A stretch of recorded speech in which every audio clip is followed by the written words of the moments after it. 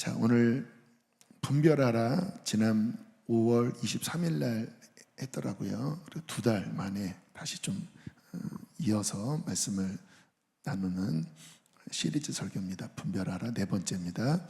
우리 함께 빌립보서 1장 9절로 10절 시작.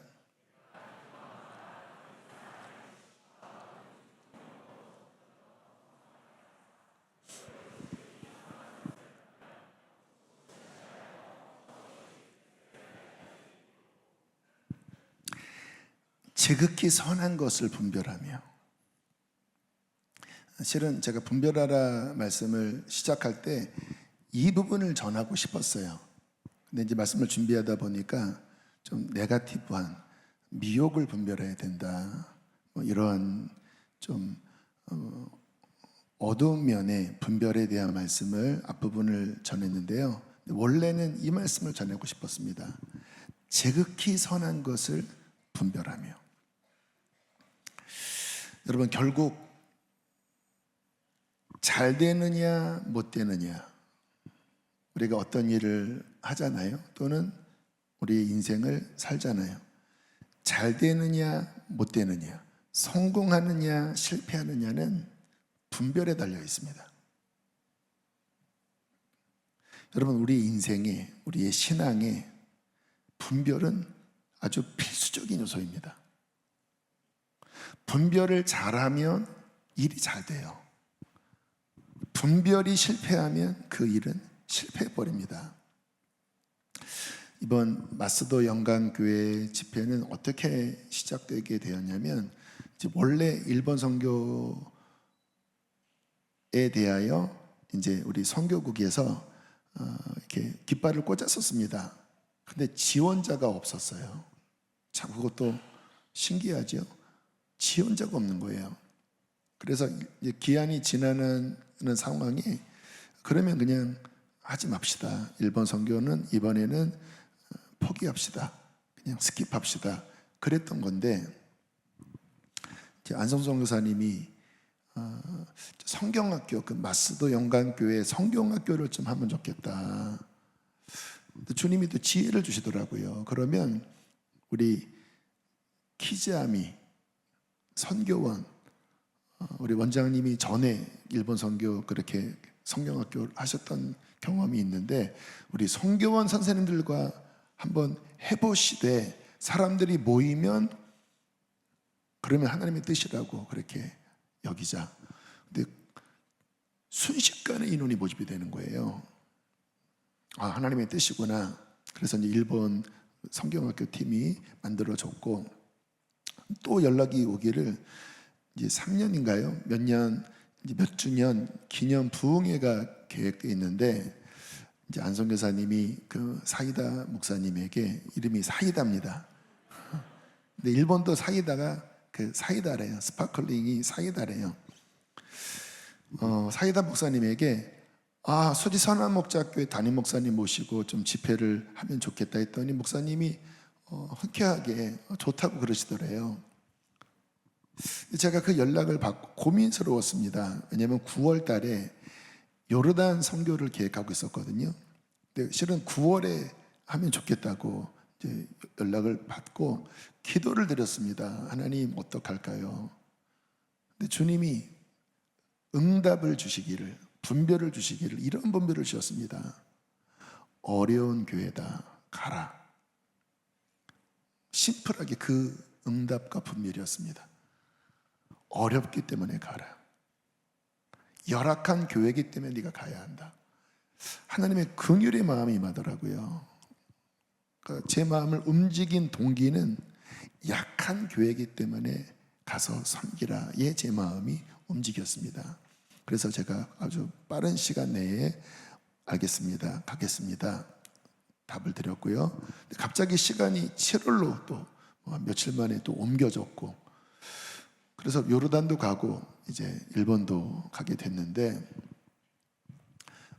아무튼 일본이라고 하는 그 나라는 기독교 가장 열악한, 가장 마음이 딱딱한, 이 집회가 실은 굉장히 쉽지 않을 집회인 거예요. 또 가봤더니 필리핀 분들도 있고 거의 인터내셔널처럼 그렇게 모여 계시더라고요. 그런데 감사하게 정말 문들이 막 열리면서 그냥 하나님이 막 부어주시더라고요. 말씀이 준비한 말씀보다 더 풍성하게 하나님께서 막 말씀을 또 거기에 적절하게 그 교회에 적절한 말씀이 막 부어지고, 그래서 참 감사한 마음으로 한편으로는 이 집회가 힘들면 통역해야 되는데 통역도 뭔가 수월치 않고 이분들이 기도도 제대로 못하고 저는 그러면 땀 흘리거든요. 저는 집회가 안 열리면 막 식은땀이 납니다. 그리고 막 버벅대기 시작해요. 야, 그럼 쪽팔릴 텐데 어떡하나. 근데 하나님이 정말 은혜를 주셔서 집회를 성공적으로 마치고 돌아왔는데 왜 그렇게 됐는지 아세요? 분별입니다. 분별. 하나님 가야 합니까? 하나님의 뜻입니까? 열악한 교회니까 가라. 섬겨라.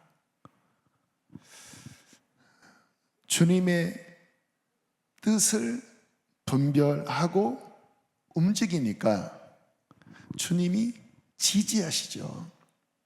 주님이 지지하시면 되는 겁니다.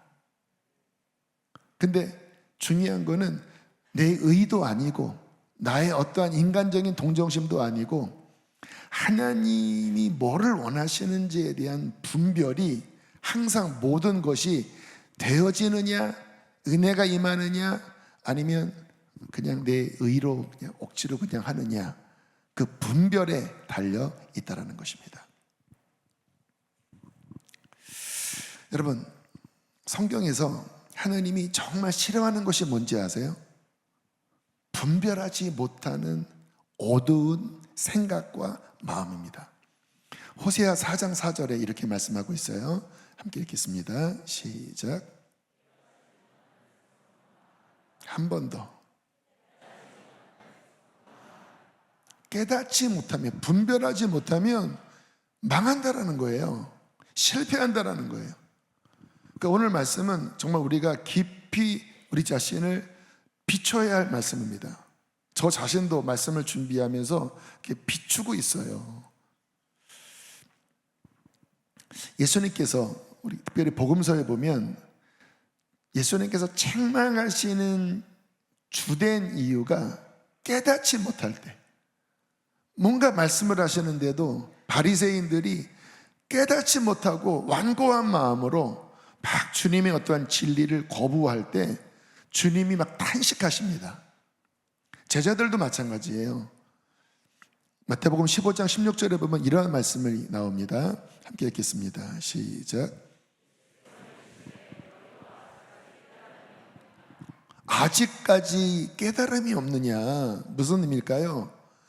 깨달을 만큼 충분히 알려줬는데 하나님 기준에서 이제는 이것이 하나님의 뜻이군요, 깨달을 때가 됐는데 여전히 모르겠는데요, 여전히 헛다리 짚고 주님께서 막 탄식하시면서 제자들에게 아직까지도 모르겠니?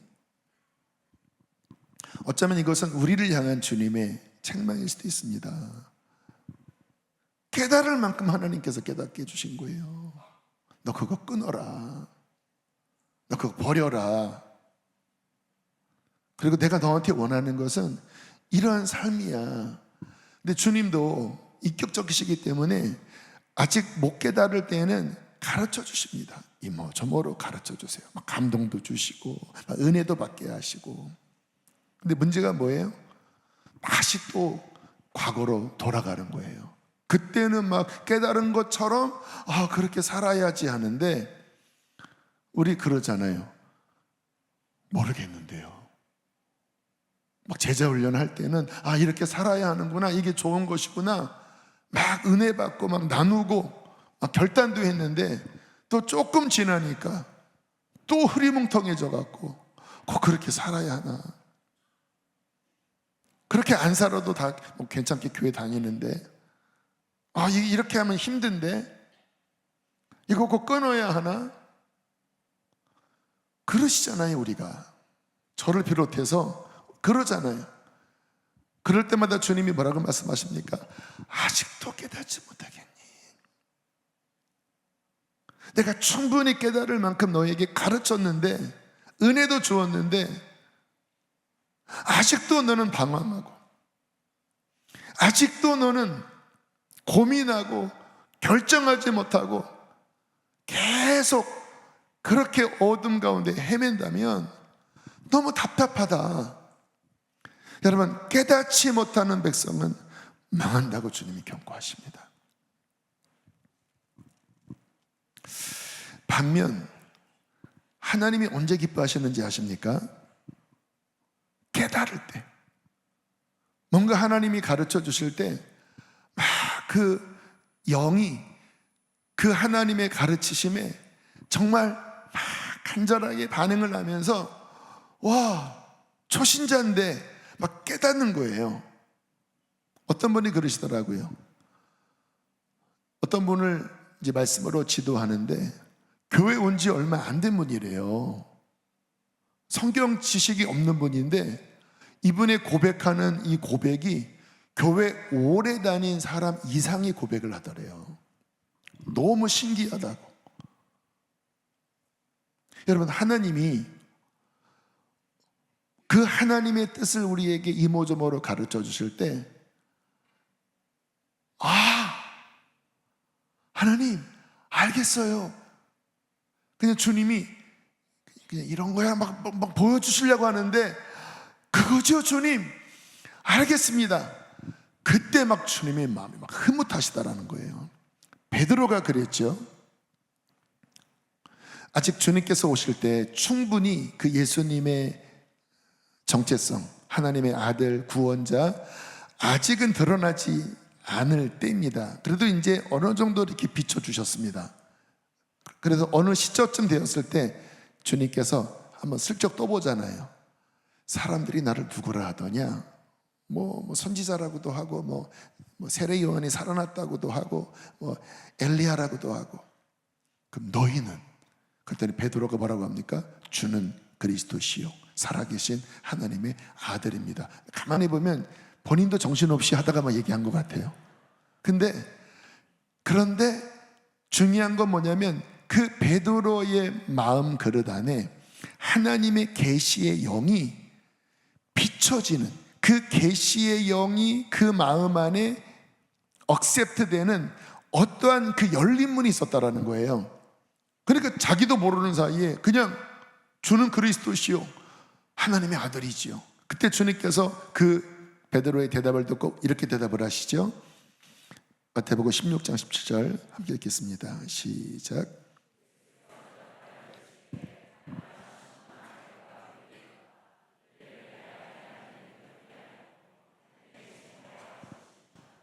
바요나 시몬아, 내가 복이 있도다. 무슨 뜻인지 아세요?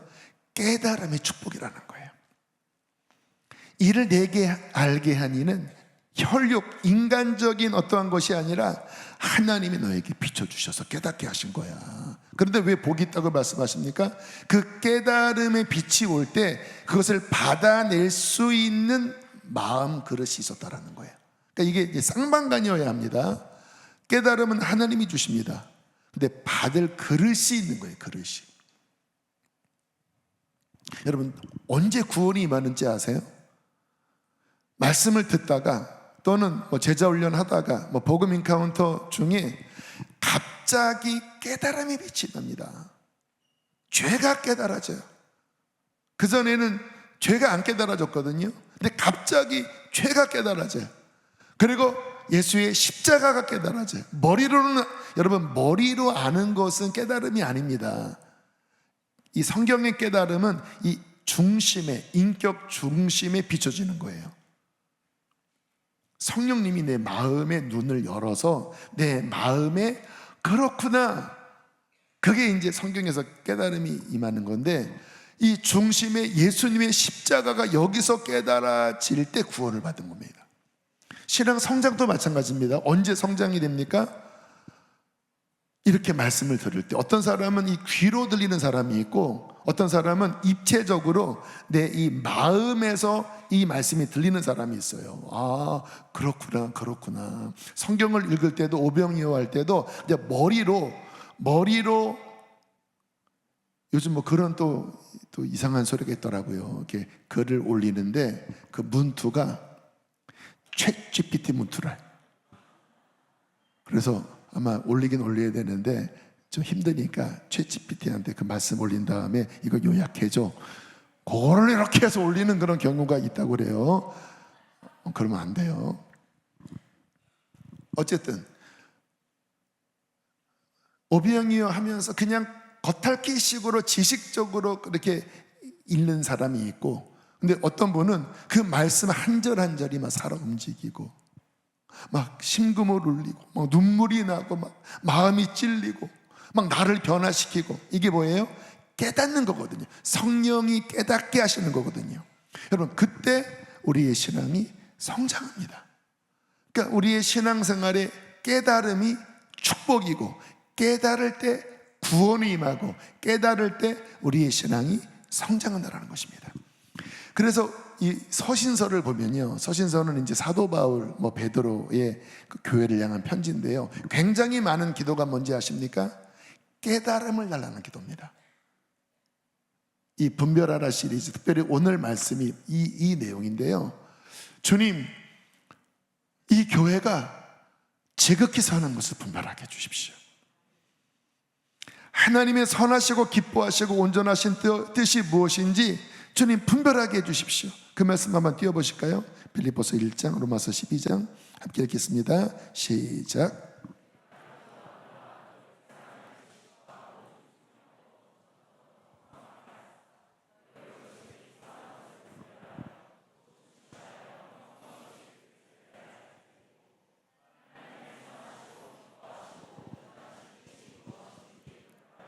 그렇죠.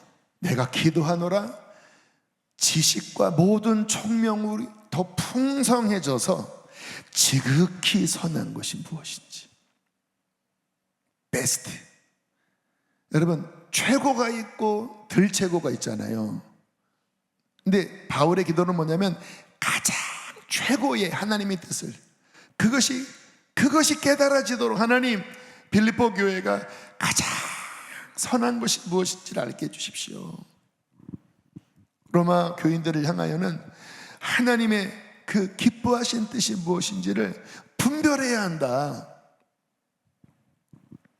이번 이제 일본 단기 선교 갔을 때 팀원 중에 한 분이 직장 때문에 좀 고민이 되는 상황이 있었다고 합니다. 요 단기 선교 기간 가깝게 이제 출근을 해야 되는데 이제 일이 굉장히 많은 그런 직장이라, 근데 감사하게 이게 이제 뒤로 쭉 미뤄졌대요. 이제 개강하는 시간이 이제 뒤로 쭉 미뤄졌대요. 근데 이제 문제는 본인이 어떤 것들을 이렇게 제작해서 이제 인터넷 사이트에 올려야 하는, 어떤 창작 작품을 올려야 하는 그 일이 있었다고 해요. 근데 이제 감사하게 개강 시간이 뒤로 딜레이가 되면서 조금 시간의 여유가 있는, 그러니까 단기 선교 갔다 오기에는 그래도 가능한 그 정도의 시간을 이제 하나님이 허락해 주신 거예요. 그래도 이제 과제니까 그거를 해야 되니까 단기 선교 출발하기 전에 고민을 했다고 합니다. 노트북을 가져가야 되냐 말아야 되냐. 그래서 틈틈이 밤에라도 이렇게 작업을 하면 조금 마음이 그나마 좀 어쨌든 부담이 좀 덜 되지 않을까. 그래서 마지막까지 고민을 하고 있었대요. 짐 쌀 때 노트북을 넣어야 되냐 말아야 되냐. 남편이 옆에서 그 모습을 보더니 그 일 분량의 시간이 얼마 정도 걸리냐고 물어보더래요. 한 5시간 정도 걸릴 것 같다. 그랬더니 남편이 정말 지혜롭게, 그러면 그냥 노트북 가져가지 마라. 가서 그럼 이것도 집중 못하고 저것도 집중 못한다. 그렇잖아요. 막 좀 밤에 하려고 하면 또 뭐 사역은 사역대로 진행될 거니까 뭐 그것도 하다가 못하고, 또 사역하다 보면은 또 노트북이 있으니까 오늘 밤에라도 해야 되는데, 근데 이게 이렇게 단기 선교 끝나자마자가 아니라 그래도 어느 정도 여유가 있는 거고, 그리고 5시간 정도면 그냥 여기에 집중하고 와서 집중하면 오히려 그게 난 게 아닌가, 그렇게 권면을 하더랍니다. 그래서 오케이 하고 그냥 노트북을 그냥 내팽개치고 그렇게 이제 공항에 온 겁니다. 근데 이분의 표정이 너무 밝으시면서 목사님 너무 평안해요. 만약에 노트북이 있었다고 하면 본인의 마음이 계속 이렇게 막 갈라졌을 것 같다라는 거예요. 근데 그냥 딱 그 마지노선을 딱 끊어버렸기 때문에 그냥 나는 이제 여기 집중해서 너무 행복합니다. 그리고 4박 5일 내내 노트북 안 갖고 온 게 너무 잘했다, 이런 고백을 하시더라고요. 여러분 무슨 상황인지 아마 이해가 되실 거예요. 여러분 그 상황에서 그 남편분이, 집사님이 노트북을 그냥 가져가지 않았으면 좋겠다고 하는 게 뭐냐면 그게 분별이거든요. 만약에 그 상황 속에서 그래 그냥 가져가서 좀 해봐 이렇게 할 수도 있고, 그런데 어쨌든 감사하게 그런 결정을 남편이 도와준 거예요. 여러분 별것 아니지만 우리의 삶에서 하나님의 선하시고 기뻐하시고 온전하신 뜻이 무엇인지 세밀하게 가져가야 될지 말아야 될지, 물론 저는 일이 중요하다고 생각합니다. 지난번에 우리 젊은이 교회 단기 선교 이제 9월에 요르단 가는데 어떤 우리 청년은 직장을 곧 들어갔는데 너무 가고 싶어서 퇴사를 해야 되냐 이런 고민을 하는 청년이 있다고 하길래 제가 목사님에게는 그런 얘기했습니다. 우리가 그리스도인으로서 직장생활 너무 중요하다. 그래서 저는 그 청년에게 그렇게 얘기해줘라. 네가 단기 선교 갈 그 돈을 다른 사람에게 플로잉해라. 그냥 그 돈은 일해라. 그러면 너도 단기 선교사다. 그 어떤 의미였냐면 일도 중요하다라는 거예요. 그리고 제가 이제 언젠가는 청년들한테 가서 그런 설교를 할 거예요. 여러분 그 직장 상사들 또는 오너들이 크리스찬들이 이렇게 단기 선교 간다고 하면서 막 휴가를 받고 또 어쨌든 배려를 받잖아요. 그런데 막상 본인이 해야 되는 일은 제대로 안 하고, 뭐 교회 일 한다 그러면 막 거기에 막 나는 가야 된다고 하고, 막상 직장에서 해야 될 일은 그 상사가 보기에 시원치 않게 마음에 안 들게 막 술렁술렁하는 그러한 청년 또는 그러한 크리스찬 상당히 불편하게 보는데, 저는 그러면 안 된다고 생각해요. 그리스도인으로서 만약에 하나님의 나라를 위해서 그렇게 한다고 하면 직장에서는 2배 더 열심히 해주고, 그리고 때에 따라서는 내가 가고 싶지만 이 안에서도 내가 빛과 소금이 되기 위하여 그 돈을 다른 사람에게 주고, 근데 그 청년은 감사하게 직장에서 허락받고 오기로 했습니다. 그래서 그 청년은 진짜 직장에서 2배, 3배 잘 해줘야 돼요.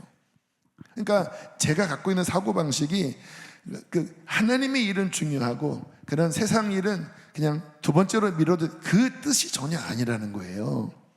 근데 그 상황에서 시간이 아직 여유가 있다고 하면 선택과 집중을 이렇게 하고 이렇게 하고 괜히 막 섞이지 않도록, 그것이 중요한데 감사하게 남편이 그 판단을, 그 분별을 해 주었다고 하는 게, 야, 참 오늘 말씀과 연결이 된다. 분별 아니겠습니까? 그러니까 우리가 신앙생활을 하면서 정말 실행적인 입장에서 그런 사소한 어떤 상황에서 하나님의 뜻이 무엇인지, 그분이 선하게 여기는 뜻, 그분이 기뻐하는 뜻, 그분이 박수 쳐주는 그 뜻이 무엇인지를 분별을 잘하면 그의 삶은 성공으로 가는 것이고, 뭔가 결정하는 것이 하나님이 뭔가 기뻐하지 않는, 하나님이 뭔가 싫어하시는 그쪽으로 가면 그 인생은 실패하는 거죠. 예전에 제가 저 안산에서 부목사 있을 때 함께 동역했던 전도사님이 그런 얘기를 하더라고요. 교인 중에 한 분이 너무 깊은 고민에 빠졌대요. 어떤 사업을 해야 되냐 말아야 되냐. 그래서 가서 들어보니까 뭐 아무튼 이상한 여관을 하는 뭐 아무튼 뭐 막 그 안 좋은 짓을 하는, 그거를 막 해야 되냐 막 말아야 되냐 막 고민을 하고 앉아서 그냥 책망하면서 그만두세요, 하지 마세요 그렇게 했다고 그런 이야기를 해 주시더라고요. 여러분, 그런 거 가지고 고민하면 안 되잖아요.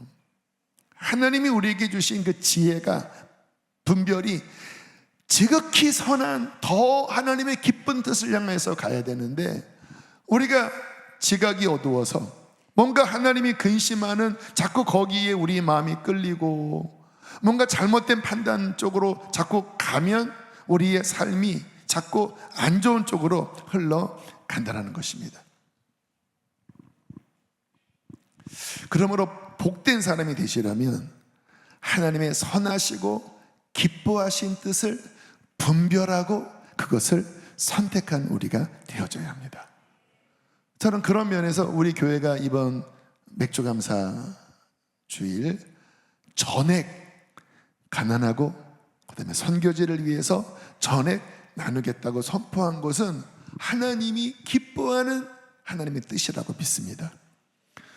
아마 그렇게 선포하지 않았다면 맥주감사 헌금이 별로 안 나왔을 거예요. 분리개척도 안 하니까 보통 뭐 요 정도 숫자일 텐데요. 이번에 지금 최종 헌금 집계한 걸 보니까 1억 4,500 정도가 헌금이 됐어요. 평사보다 아마 한 2배 이상이 헌금이 된 거예요. 일반적인 그런 상황보다. 볼 때마다 너무 기뻐요. 야, 이제 이 돈 가지고 누구를 도울까? 막 총알이 막 준비된, 뭐 전쟁에서 막 총알이 준비된 그런 막 기쁜 마음이 있습니다. 여러분, 우리 교회가 이와 같은 마음을 갖게 된 것은 무엇일까요? 하나님이 기뻐하시고 선하게 여기신 그 뜻을 분별하려는 마음이 있기 때문에 이와 같은 결정을 한 것이라고 믿습니다. 뭐가 복돼요? 그 하나님의 기뻐하는 뜻을 자꾸 생각하고 받아내고 그렇게 움직이면, 여러분, 하나님이 그 모습을 보시고 기뻐하시니까, 하나님이 좋아하시니까 하나님이 밀어주십니다. 하나님이 은혜를 주시는 거예요. 여러분, 그게 잘 되는 것입니다. 여기 학생들, 우리 생기 방학했다고 학생들이 많이 안 보여요. 이것들이 분별을 해야지. 인터넷으로 보는 우리 학생들 분별해야지. 우리 학생들, 청년들 마찬가지. 어릴 때부터 하나님의 기뻐하는 뜻이 무엇인지에 대한 이 감각이 어릴 때부터 개발되고 그것을 선택하는 그 훈련이 되어져야 다윗처럼 너는 내 마음에 든다, 그리고 하나님의 은총으로 밀어주기 시작할 때 그때 하나님 보시기에 성공하게 될 줄로 믿습니다. 그러나 반대로 하나님의 뜻을 깨닫지 못하는 어두운 마음, 여러분, 이것은 저주입니다. 저도 충분하진 않지만 어쨌든 제가 목사로서 성경을 읽고 그리고 하나님의 말씀을 전하는 사람으로서 하나님의 어떤 뜻을 그나마 조금 더 알고 있잖아요. 제일 답답한 사람이 누군지 아십니까? 크리스찬인데 이게 진짜 깨닫지를 못해서 감사해야 되는 상황인데 이게 뭐가 이렇게 구부러져서 그냥 막 불만 불평으로 막 잡혀있는 사람, 그리고 분명히 그냥 찬송하면 되는 문제인데 그냥 막 어두운 근심에 막 사로잡혀서 막 스스로 무덤을 파는 그와 같은 어두운 사고 구조를 갖고 있는 분들이 꽤 돼요. 여기에 혹시 그러한 성향, 나는 자꾸 근심이 많고 뭔가 이렇게 부정적이고 뭔가 답답하고 그러한 생각으로 흐르는 분이 있다고 하면 오늘 이 말씀을 깊이 명심하시기 바랍니다. 여러분, 당신의 그 생각이 바뀌지 않으면, 당신의 마음의 어떠한 태도나 그 그릇이 성경적인 영적으로 제대로 펴지지 않으면요, 당신은 그 생각으로 인하여 축복된 환경 중에서 망하게 됩니다. 여러분, 이스라엘 백성, 광야의 이스라엘 백성, 여러분, 그들은 축복된 사람들이었거든요. 하나님이 친히 함께 하시고, 막 구름 기둥 불 기둥 날마다 보이고, 날마다 만나 떨어지고, 물론 환경이야 쉽지 않은 환경이지만 분명히 하나님이 충분하게 보여주셨잖아요. 그리고 그분 따라가면 이제 모든 것이 하나님의 선한 약속이 이루어지는 거잖아요. 그런데요, 성경을 보면요, 마음이 그냥 이렇게 구부러져 있습니다. 그리고 매사에 부정적이에요. 매사에 하나님이 애굽에 매장지가 없어서 우리를 죽이려고 여기 끌고 나오셨다. 계속 반복되는 말씀이 뭐예요? 원망하여 이르되, 불평하여 이르되. 마음이 구부러져 있어요. 하나님이 그들을 향하여 뭐라고 책망하십니까? 시편 95편 10절 시작.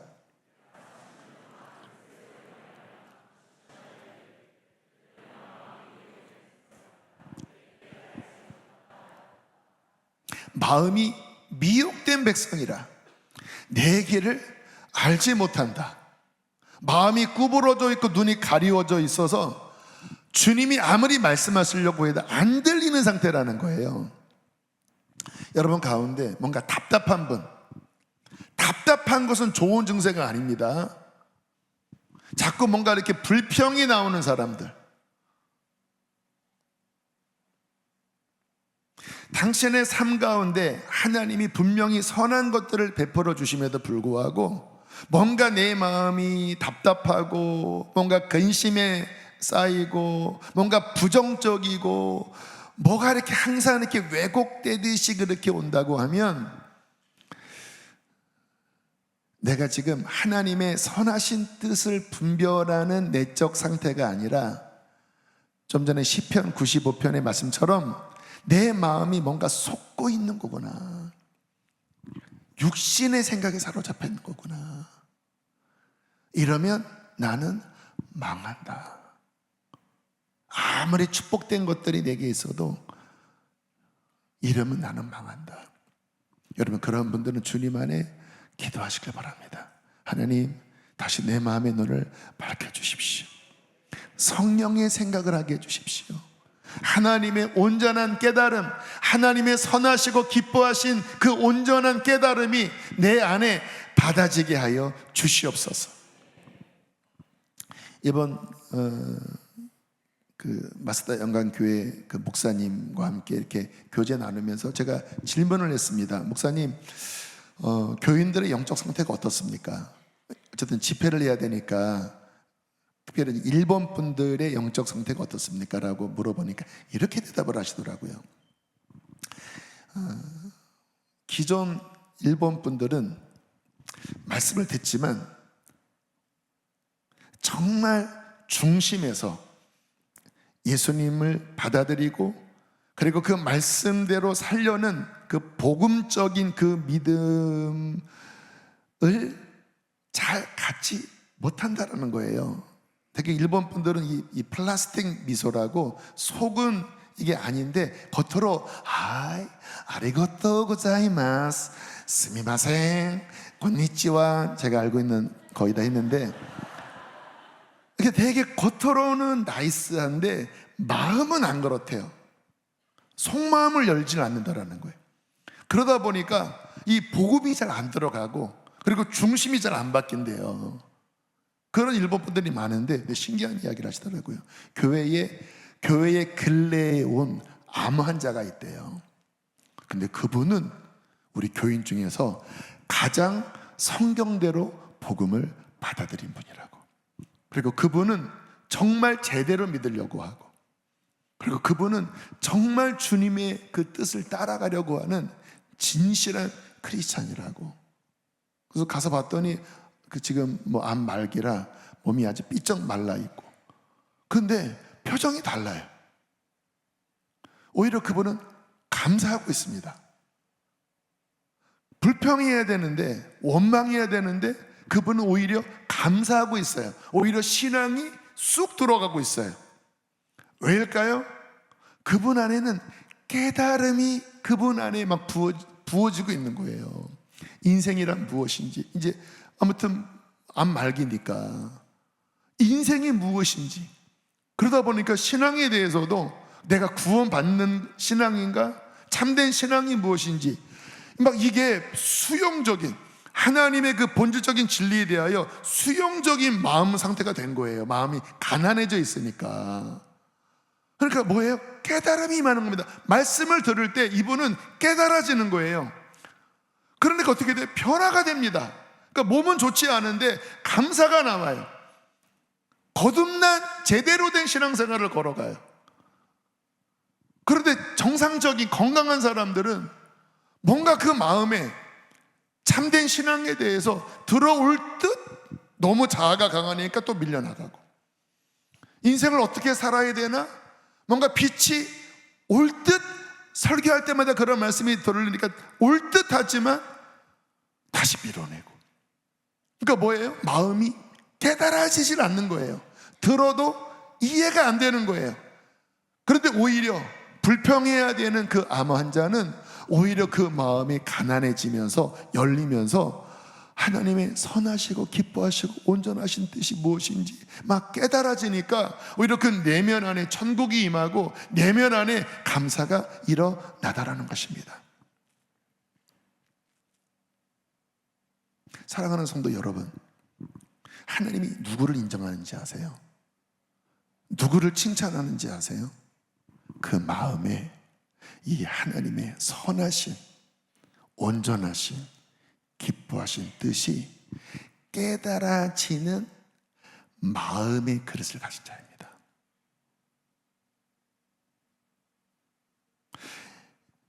이게 이 수용성이, 이 하나님의 선한 뜻을 받아들이는 이 수용성이 활발할 때 하나님과 교통이 잘 돼요. 기도가 잘 돼요. 그때 성령 충만해집니다. 그때 마음이 평안해집니다. 할렐루야. 그래서 우리 마음을 점검해야 합니다. 지금 내 마음이 딱딱해서 완고해서 하나님의 뜻을 밀어내는 상태인가? 그러면 뭐예요? 못 깨달아지는 상태, 눈이 감겨있는 상태. 아니 조금 뜨긴 떴어요. 뭐 제자 훈련도 하고 은혜 받으면 좀 떴긴 떴어요. 그런데 충분히 지극히 선한 것을 분별하기에는 너무나 느려져 있는, 지난번에 말씀할 때 제가 그 아브라함의 조카 롯에 대해서 얘기했잖아요. 그 소돔과 고모라에서 영이 반쯤 침전돼서 뭔가 막 나오고 싶어도 계속 헤매는, 영적으로 뭔가 둔감한, 모르는 건 아닌데 확 움직이지 못하는, 양다리 걸치는. 우린 스스로에게 질문해야 합니다. 나는 정말 깨닫는 자인가?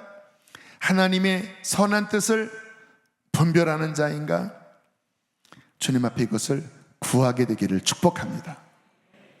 여러분, 이사야서의 중요한 그 주제 가운데 하나가 실은 이 깨달음에 관한 주제입니다.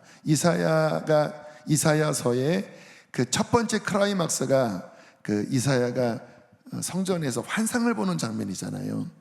근데 이제 그 주님의 그 성전 가득한 하나님의 영광, 그분의 옷자락, 그 천사들의 찬양 소리, 막 문지방이 막 요동치는 막 그 영광을 보면서 하나님을 만나고, 그리고 주님이 이상한 말씀을 하십니다. 이스라엘 백성들을 향한 너의 사역이 무엇인지에 대해 이렇게 말씀을 하세요. 6장 9절 10절 함께 읽겠습니다. 시작. 너희가 듣기는 들어도 깨닫지 못할 것이요 보기는 보아도 알지 못하리라 하여 이 백성의 마음을 둔하게 하며 그들의 귀가 막히고 그들의 눈이 감개게 하라. 염려하건대 그들이 눈으로 보고 귀로 듣고 마음으로 깨닫고 다시 돌아와 고침을 받을까. 지금 이상하지요? 이 말씀의 핵심은 뭐냐면 이제는 심판이다, 이 말씀이에요. 근데 그 심판의 상태가 뭐라고요? 깨닫지 못하는 상태로 들어가라고 선포해라. 보아도 보지 못하는 상태가 들어가도록 선포해라. 이게 저주라는 거예요.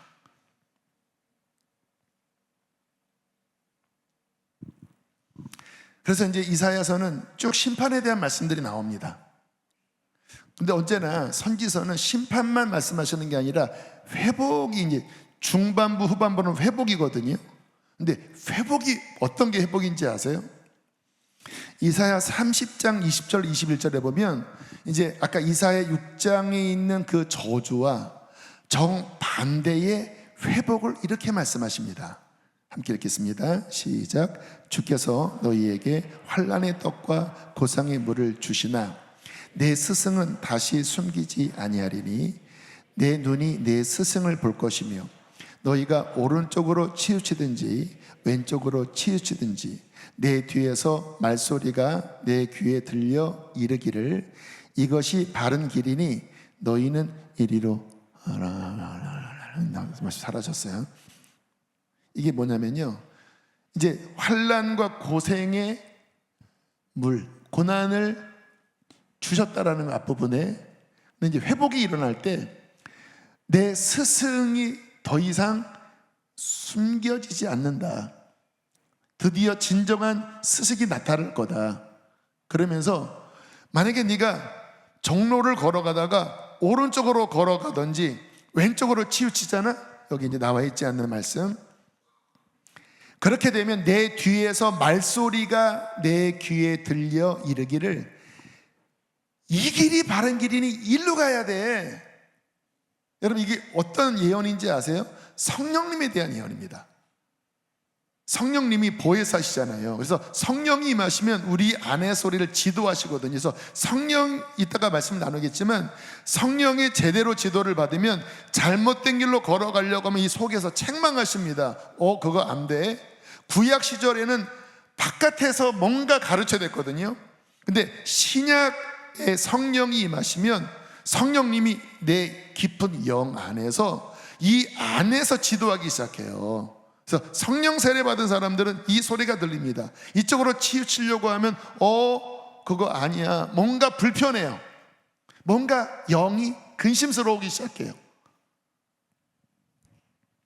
자, 이사야 50장 4절 함께 읽겠습니다. 시작. 주 여호와께서 학자들의 혀를 내게 주여, 제가 안 보낸 걸로 믿습니다. 그랬을 거예요. 자, 제가 읽을게요. 주 여호와께서 학자들의 혀를 내게 주사 나로 곤고한 자를 말로 어떻게 도와줄 줄을 알게 하시고 아침마다 깨우치시되 나의 귀를 깨우치사 학자들 같이 알아듣게 하시도다. 아마 들어본 말씀일 거예요. 학자들 같이 내 귀를 열어 깨우치신다. 그리고 나의 혀에 학자, 전문가, 프로페셔널, 교수의 혀를 주사 권고한 자를 어떠한 말로 도와줄 줄을 깨닫게 하신다. 회복은 뭐냐면 깨닫는 거예요. 학자처럼 깨닫는 거예요. 그러면 우리가 이 밤에 하나님 앞에 주님, 지극히 선한 것을 분별하여 알게 하여 주십시오. 어떻게 하나님의 이 분별력을 받을 수 있을까요? 여러분, 먼저 구하십시오. 야고보서 1장 5절은 이렇게 말씀합니다. 시작. 너희 중에 누구든지 지혜가 부족하거든 모든 사람에게 후히 주시고 꾸짖지 아니하시는 하나님께 구하라. 그리하면 주시리라. 여러분, 분별에 사도 바울이 기도했던 것처럼 하나님, 주님의 분별력을 주셔서 지극히 선한 것을 더 분별하게 해주십시오. 이 기도를 최대한 많이 하십시오.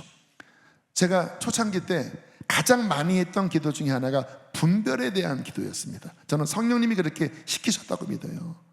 왜냐하면 지혜가 너무 없는 거예요. 주님, 지혜를 주십시오. 주님, 더 주십시오. 요 다음 나오는 말씀은 믿음으로 구하고 의심하지 말아라. 의심하는 자는 받지 못한다. 오직 믿음으로 구하라. 그래서 하나님, 믿음으로 구합니다. 지혜 주십시오 하고 막 기도하면 이거는 그냥 여담입니다. 꼭 그 기도하면 머리가 아팠어요. 근데 거의 90% 항상 그랬습니다. 주님 지혜 주세요 하면 막 머리가 아프더라고요. 그러다면서 하나님이 지금 뇌를 지금 뭔가 만지시나? 근데 진짜 자주 그랬습니다. 하나님 앞에 지혜를.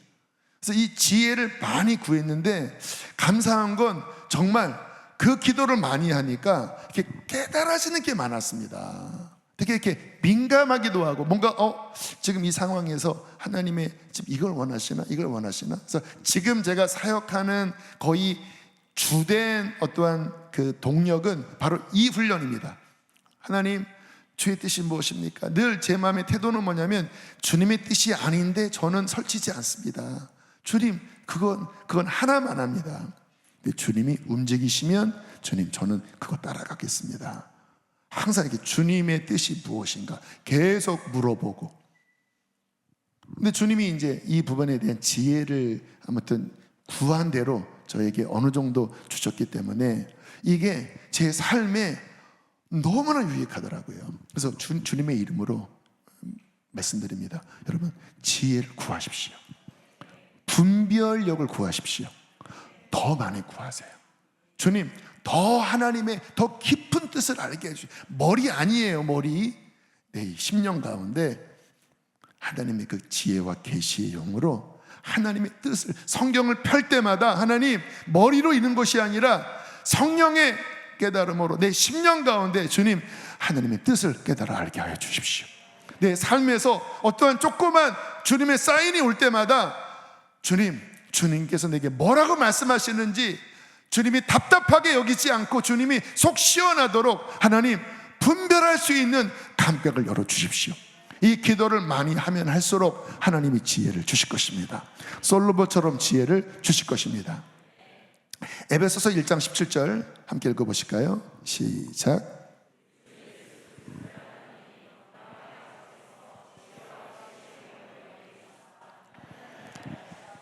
지금 계속해서 바울의 이 기도가 나오는데요, 지혜와 계시의 영은요 성령을 의미합니다. 성령님이 지혜와 계시는 뭐냐면 하나님 안에 있는 뜻을 열어주시는 거거든요. 그 영이 성령님을 의미해요. 그래서 성령님을, 그러니까 이 분별력의 주체는 지혜와 계시의 영이신 성령님이에요. 그래서 우리의 삶의 훈련에 있어서 그 지극히 선한 것을 분별하는 방법 중에 하나가 뭐냐면 이 성령님을 구하면서 성령님께 계속 여쭙는 훈련을 하셔야 합니다. 주님, 이거를 해야 돼요? 말아야 돼요? 성경을 읽을 때도 여러분, 제가 성경을 읽는 먼저 주일에도 앞으로 좀 한 달 정도 나누겠지만, 제가 성경을 읽을 때 그냥 성경을 읽을 때랑 하나님, 저는 무지합니다, 성령님 이 말씀을 깨닫게 해주십시오 하고 읽을 때랑 전혀 달라져요. 제가 성령님께 이 말씀을 성령님이 가르쳐 달라고 수백 번 알고 있는 내용이에요.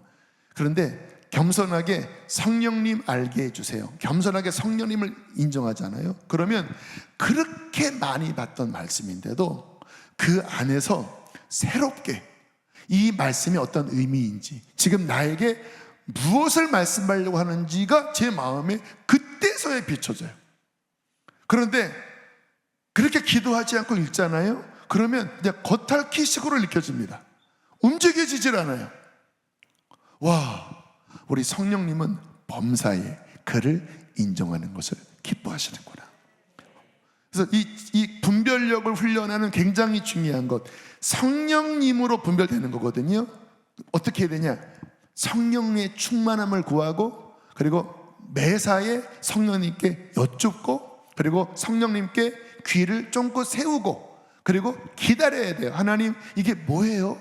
주의 뜻이 뭐예요? 주님, 가르쳐 주세요. 저는 잘 몰라요. 이 태도가 범사에 일어나야 합니다. 잠언 3장 5절과 6절 두 절 다 띄워주세요. 함께 읽겠습니다. 시작.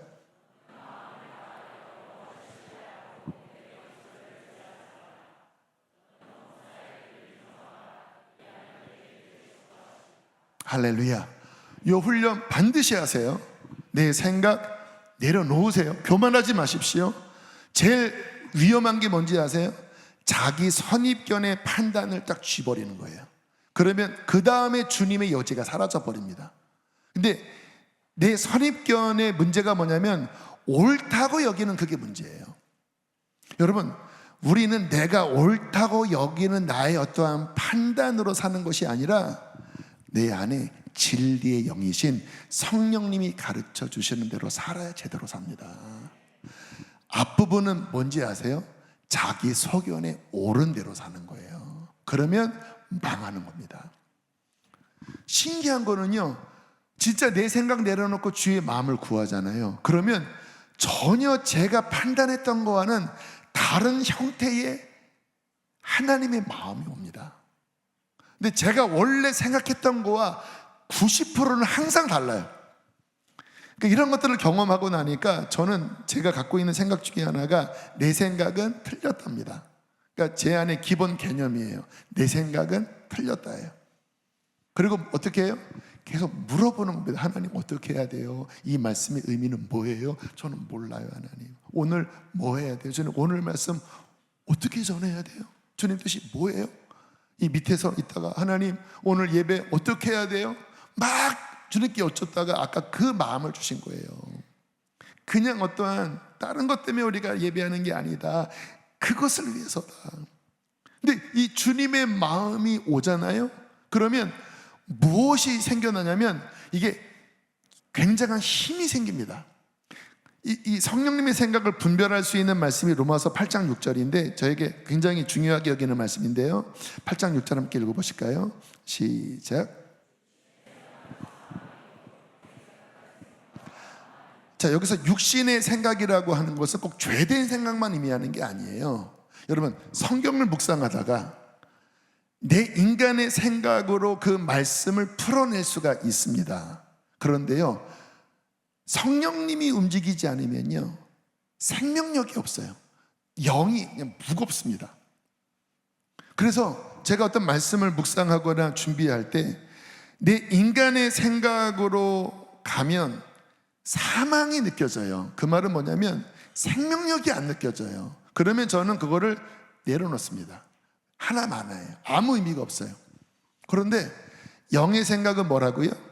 생명이 있습니다. 영의 생각은 어때요? 평안함이 있어요. 그래서 성령님의 생각을 붙잡으면 그 영이 갑자기 활력을 띠기 시작합니다. 왜냐하면 생명이 내 안에서 움직이기 시작해요. 그거를 따라가면 어떻게 돼요? 평강이 임해요. 그리고 그 주님의 뜻을 순종하면 하나님의 선한 열매들이 나타납니다. 그래서 제가 20대 초반부터 이 부분에 대하여 한때는 어떤 음성에도 귀를 기울여보고 했더니 이게 여러분 음성을 조심하셔야 되는 게 뭐냐면 자기 본의의 음성이 굉장히 많아요. 아들아 아들아 아들아 딸아 딸아 누구랑 결혼해라 어디로 가라 뭐 막 음성을 막 듣다 보면 그런 말들이 들리거든요. 정말 이렇게 순결한 사람들은 제대로 받는 경우도 있지만 많은 경우는요 이게 자기 본의의 음성이 많아요. 또는 사탄이 쓱 속이기도 합니다. 또는 섞여요. 하나님의 음성도 움직이는 것 같은데 또 미혹의 음성도 움직이고. 그래서 이 소리를 따라가는 것은 저는 되게 조심스럽게 봐요. 진짜 또 분별하고 하지 않고 그냥 너무 이렇게 쉽게 따라가면요 이상해지고 교만해지기 쉽습니다. 근데 제가 이거는 거의 틀린 게 없다라고 하는 게 뭐냐면 바로 이 말씀이에요. 지금 이 생각이 성령님의 생각이라고 할 때 생명과 평안이 있냐 또는 사망, 생명이 없이 그냥 뭔가 죽이는 듯한. 그래서 이 분별력을 가지고 성령님께 여쭙고 또 말씀 전체적으로 통독하면서 잘 분별해 가면서 생명과 평안이 있는 그 성령님을 따라갈 때 여러분 기억하십시오. 지극히 선한 것을 분별하게 될 것입니다. 그러면 승리하는 거예요.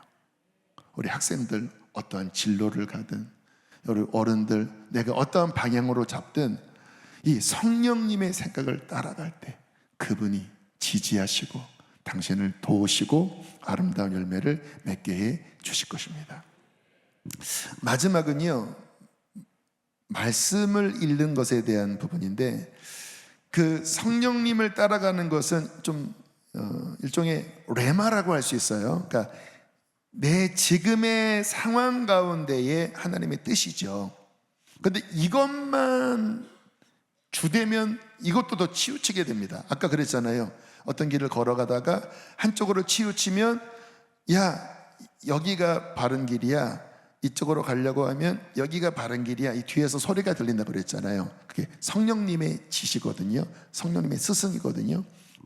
그러니까 이 레마만 쫓으면 이쪽으로 가게 돼요.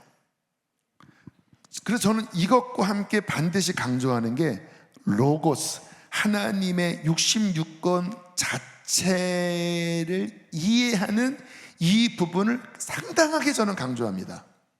여러분, 우리 교회가 시작할 때 4가지 핵심 가치를 두었잖아요. 복음으로 영혼을 구원하는 교회, 성령의 충만한 역사를 인정하고 성령님의 그 생명의 역사를 인정하는 교회. 그래서 우리가 막 통성기도하고 방언하고 하는 것들은 성령.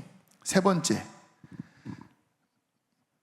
말씀으로 성도들을 훈련시켜서 구원해내는 것뿐만 아니라 그리스도의 형상에 이르도록 자라도록 훈련하는 교회. 4번째, 선교 완성을 위하여 달려가는 교회. 여러분, 이것은 로고스입니다. 그게 뭐냐면 신구약 전체에 담겨있는 하나님의 계획과 뜻이에요. 신구약 전체는 무슨 내용입니까? 복음으로서 영혼을 구원하는 하나님의 스토리의 책입니다. 그 안에, 복음 안에는 뭐가 있어요? 성령이 임하셔서 성령께서 우리를 변화시키시는 겁니다. 또 복음은 뭐예요? 구원받은 우리가 훈련을 통하여 주님의 형상까지 자라나도록 하는 게 목적입니다. 성경의 결론은 무엇입니까? 그의 나라가 완성되는 것입니다. 이게 로고스거든요. 이거를 우리 교회에 정확하게 핵심 가치로 배치해 두었어요. 이것은 레마는 아닙니다. 우리 교회가 다음 세대의 사명이 있지요. 예배에 대한 사명이 있지요. 이건 레마입니다. 우리 교회에 어떠한 더 기름 부음이 있는 어떤 사인이에요. 근데 이 4가지 핵심 가치는 레마가 아니라 성경 자체의 핵심 가치입니다. 요거를 그대로 교회 안에 딱 둔 거예요. 저는 이거를 볼 때마다 마음이 든든합니다. 왜냐하면 하나님의 선하시고 기뻐하시고 온전하신 뜻이기 때문에. 그래서 우리가 이렇게 하나님의 말씀과 성령님을 따라담과 그리고 지혜를 구하는 것을 통하여 점점 우리의 눈이 밝아져서 하나님의 뜻을 더 깊이 아는 것이 우리 안에 열려져 갈 때 비로소 우리는 신앙이 성장하고 주님의 모습에 이르게 될 것입니다. 마지막으로 한 말씀 드리고 찬양할게요. 이건 이제 저도 마찬가지인데요. 실은 많은 성도들이 이렇게 신앙의 어떤 성장 여정에서 이렇게 제대로 정말 구원받고 그리고 하나님의 성령을 받고 그리고 막 깨달음이 막 폭발하면서 그 포텐셜이 막 폭발하면서 쭉 자라는 사람들보다는 조금 지나가다가 어느 기간에 이렇게 멈춰버린 사람들이 실은 굉장히 많아요. 아까 제가 뭔가 답답한 사람에 대한 좀 권면을 드렸잖아요. 뭔가 불평이 나오고 뭔가 이렇게 영적으로 안 열리는, 그게 무엇이냐면요, 마지막 에베소서 4장 17절 18절 말씀 함께 보겠습니다. 시작. 그러므로 내가 이것을 말하며 주 안에서 증언하노니 이제부터 너희는 이방인이 그 마음에 허망한 곳으로 행함같이 행하지 말라.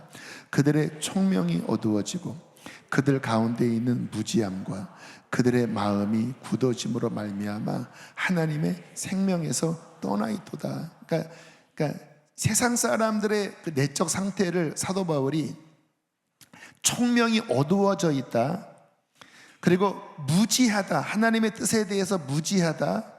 근데 마지막 중요한 게 뭐냐면 마음이 어떻게 되어 있다고요? 굳어짐으로 말미암아 하나님의 생명에서 단절되어 있도다. 그러니까 세상 사람들의 내적인 상태가 뭐냐면 마음이 딱딱합니다. 죄와 완고함과 고집으로. 그래서 하나님의 그 생명, 성령에서 멀어져서 말씀을 들어도 깨달아지지가 않아요. 그리고 이 마음이 허망한 막 세상 돈 막 이런 것에 그냥 그것을 막 쫓아요. 그리고 마음은 딱딱한 상태로 하나님과 멀어져 있습니다. 자, 우리가 이 상태에서 구원을 받았잖아요. 근데 문제는 뭐냐면 그 마음에 굳어져 있는 아직 충분히 씻겨지거나 그 안에 뭔가 갈아엎어져서 그 마음이 옥토밭처럼 되어지지 못한 돌짝밭, 가시 엉겅퀴 그 굳은 것이 이 안에서 해결되지 않은 채, 여러분 이스라엘 백성들이 홍해를 나오고 세례를 받고 신령한 음료, 반석에서 터져나오는 어떤 성령의 음료, 또 하늘에서 떨어지는 만나를 먹었지만 그들 이 내면 안에 있는 그 애굽에서 그 굳어 있었던 이 부분이 해결되지 않음으로 말미암아 결국은 깨닫지 못하고 망한 거거든요. 근데 우리 이야기입니다. 저를 비롯해서 지금 이 자리에 계신 분들이 정말 그 마음이 부드럽고 하나님의 생명이 막 부어지고 막 계속 깨닫는 상태라기보다는 뭔가 딱딱하게 이렇게 막혀 있어요. 어떤 죄악이 가시 엉겅퀴처럼 이렇게 덮여 있다라는 거예요. 그래서 문제는 뭐예요?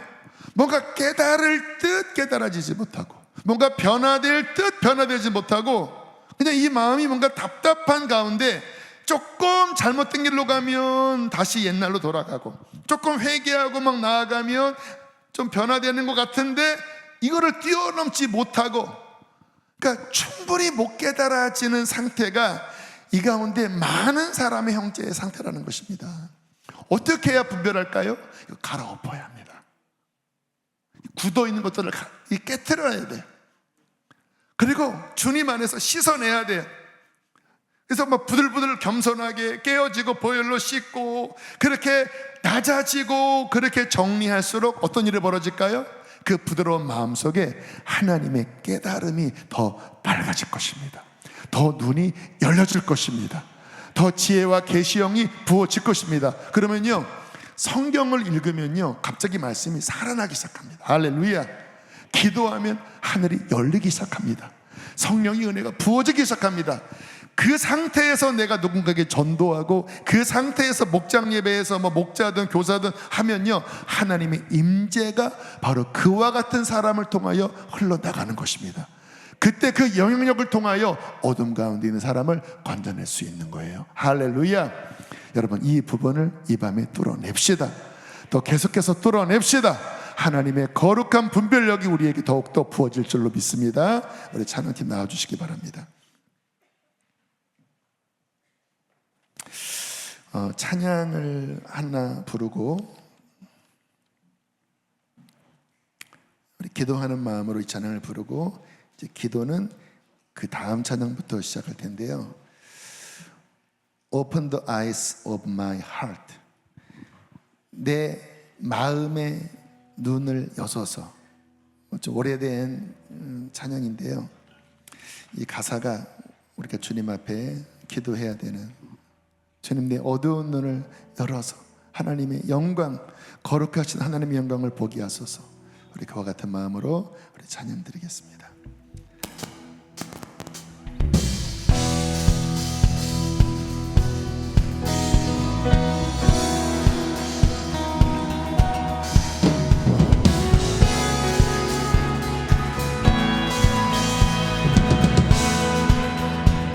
내 맘의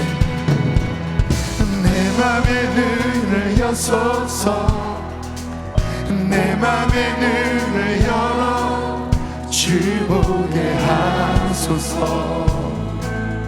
주 보게 하소서.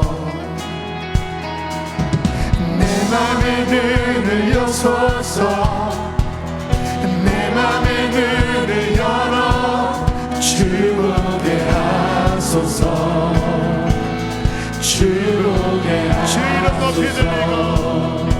주 이름 높이 들리고 영광의 빛 비춰주시며 권능 넘치길 보기 원하네 걸을 한 번 더 내 맘에 눈을 여소서 내 맘의 눈을 열어 주 보게 하소서 주 보게 하소서 내 맘의 눈을 여소서 내 맘의 눈을 열어 주 보게 하소서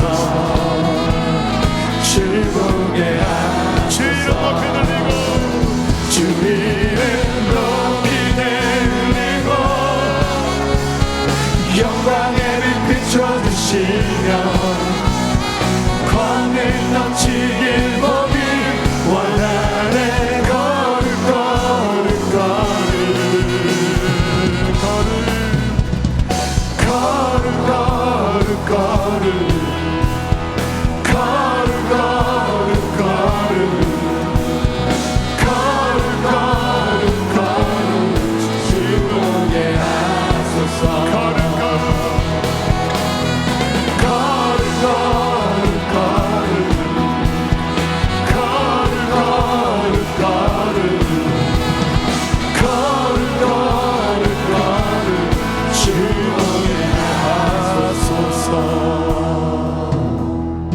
영광의 왕 찬양합니다. 여러분, 우리의 눈을 밝혀주실 분은 예수 그리스도이십니다. 우리 그분 앞에 우리 경배하며 나갑시다. 주님, 당신께 지혜가 있고 당신께 권능이 있습니다. 당신의 지혜를 내 안에 부어 주시옵소서. 하나님, 보게 하여 주시옵소서. 주께서 보시는 대로 보게 하여 주시옵소서. 우리 함께 나와서 찬양할 자들은 이렇게 나와서 찬양하시고 함께 기도하겠습니다. 영광의 왕 찬양합니다. 위대하신 주 우리 구원자 존귀하신 주 경배합니다.